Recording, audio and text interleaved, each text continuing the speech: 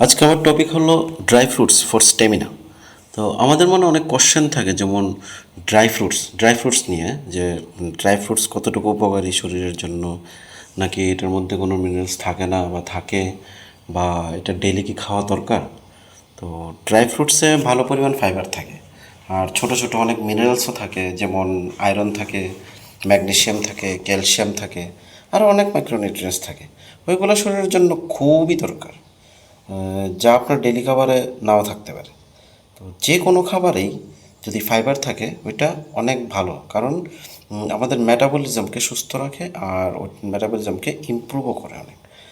যদি আপনি ফ্রুটস খেতে পারছেন না, এরকম যদি হয় যে আপনার ফ্রুটস খেতে পারছেন না, ভালো লাগে না ফ্রুটস খেতে, বা মানে ডেলি ডিম খেতে পারছেন না, দুধ খেতে পারছেন না, অসুবিধা হচ্ছে, আর আপনার যদি মনে হয় স্টেমিনাও আপনার খুব কম, বিভিন্ন কাজের ক্ষেত্রে, যেমন ডেলি দরকারি কাজে বা ইন্টারকোর্সের সময় যদি আপনার স্ট্যামিনা খুব কম থাকে, তাহলে আপনি ড্রাই ফ্রুটস নিতে পারেন as a daily recommended substance হিসেবে।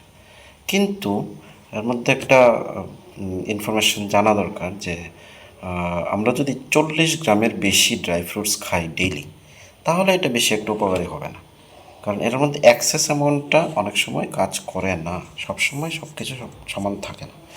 It's not at all recommended. তো daily dry fruits it's okay, but একটা সার্টেন কন্টেন্টে খেতে হবে, একটা সার্টেন অ্যামাউন্টে। তো আরেকটা কথা হলো যে আপনার কতটুকু খাওয়া দরকার দিনে।